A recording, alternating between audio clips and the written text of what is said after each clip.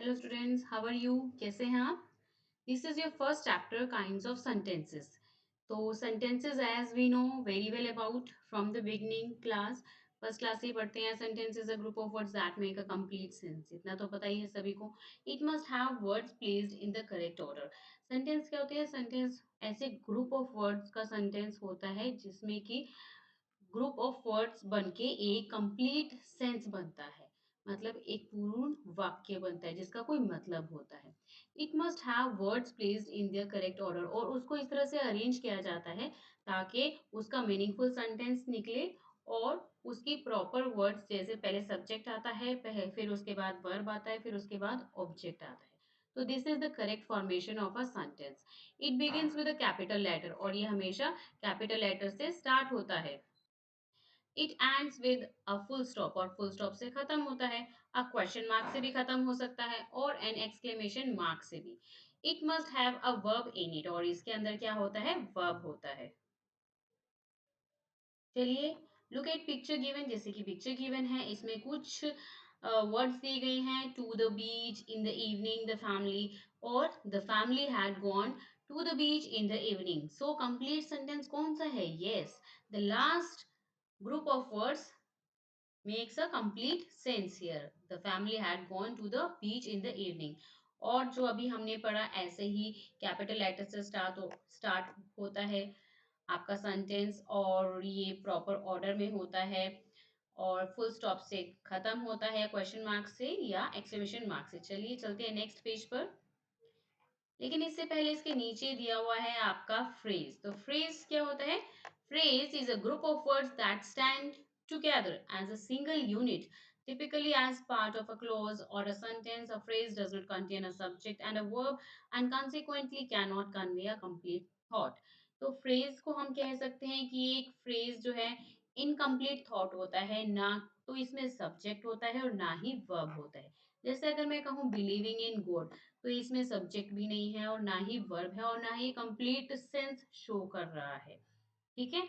ऐसे ही my signature in a shoe store, my father, या इन द स्काई अगर मैं कहूँ, तो ये भी इनकम्प्लीट सेंटेंस है और not having subject and a verb, so that is called a phrase. तो चलिए नेक्स्ट पेज पे given exercise, rearrange the following words and phrases to form meaningful sentences. One has been done for you. जैसे कि jumble word भी कह सकते हैं, तो आपको ये मीनिंगफुल सेंटेंस ऑर्डर फॉर्मेशन में लगाना है। सेंटेंस फॉर्मेशन में जैसे subject plus verb plus object. So first is already done. Second का क्या है? थर्ड का क्या है? Fourth, fifth, six, seventh, eight, nine, tenth. I will see all the answers. Okay, let's see what will be. See the second answer, the crow settled on the branch of a tree.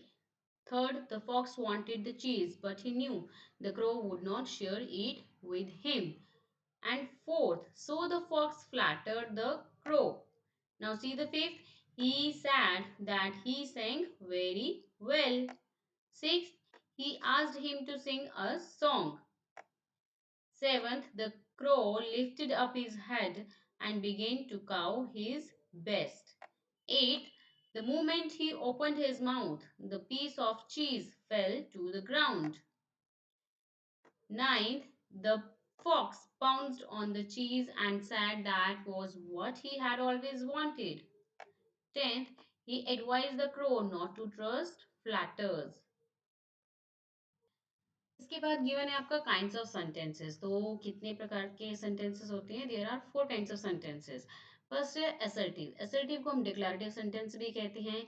ये किस तरह के sentences होते हैं? This is a type of a statement.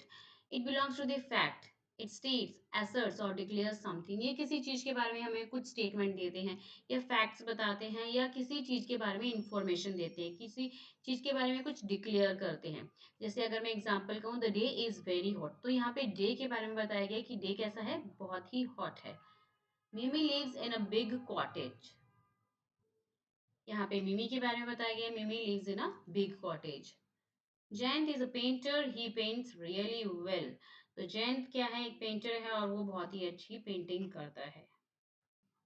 इसके बाद आता है आपका imperative sentence. Imperative sentence, this is belongs to basically a command, request, advice, instructions, wish, warning, जिस किसी सेंटेंस में हमें इस चीज की इंफॉर्मेशन मिले तो वो आपका इंपेरेटिव सेंटेंसेस आता है. So an imperative sentence is a sentence which give a command, make a request और expresses a wish. For example shut the door, तो इस तरह का सेंटेंस बता रहा है एक ऑर्डर, कि ये ऑर्डर है, shut the door. And please give me a glass of water, this is a request sentence. And have a safe journey, a wish, this it belongs to the wish. Next है आपका interrogative sentence. Interrogative when we ask a question, simple, जब भी हम कोई question put out करते हैं, इस तरह के जो क्वेश्चंस होते हैं वो इंटेरोगेटिव सेंटेंस होते हैं. Where are you, what are you doing, where do you study. और आइए फिर नेक्स्ट है उसके बाद एक्सक्लेमेटरी सेंटेंस. एक्सक्लेमेटरी सेंटेंस क्या होते हैं? एक्सक्लेमेटरी सेंटेंस में हम अपनी स्ट्रॉन्ग फीलिंग या sudden emotions such as surprise, wonder, sympathy, pity, happiness और ग्रेटिट्यूड को शो करते हैं, जैसे हुर्रे. और इसमें एक एक्सक्लेमेटरी का एक्सक्लेमेशन मार्क आपके सेंटेंस में यूज होता है, जैसे हुर्रे, हो, नो, वाओ, अलास. तो इस तरह के सेंटेंस में एक्सक्लेमेशन मार्क ये गिवन है, उसकी हेल्प से भी आप एक्सक्लेमेटरी सेंटेंस को आराम से पहचान सकते हैं. इसके बाद आपकी आती है एक्सरसाइज. चलिए, from the above passage pick out, इस पैसेज से आपको पिक आउट करने हैं असर्टिव, इंटेरोगेटिव, इंपेरेटिव. तो चलिए, असर्टिव कौन कौन से हैं? बहुत सारे असर्टिव हैं, बट मैंने कुछ ही यहाँ पे आपके सामने लिखे हैं, जैसे his face was ruddy and handsome. Interrogative, what right have you to be merry, last में क्वेश्चन मार्क लगाना ना भूले इंटेरोगेटिव में. An exclamatory sentence, merry Christmas और एक्सक्लेमेशन के साथ आपका सेंटेंस होगा. फोर्थ है इंपेरेटिव सेंटेंस. इंपेरेटिव सेंटेंस में क्या आएगा? Get out of here. और इसके बाद हम अपना नेक्स्ट पेज करेंगे नेक्स्ट वीडियो में. So hope you understood this video. In this video what we have done very well. मिलती है नेक्स्ट वीडियो में with all answers of exercise. तो अच्छा लगे तो प्लीज लाइक, शेयर और सब्सक्राइब करना. Thank you for watching this. Bye bye to all.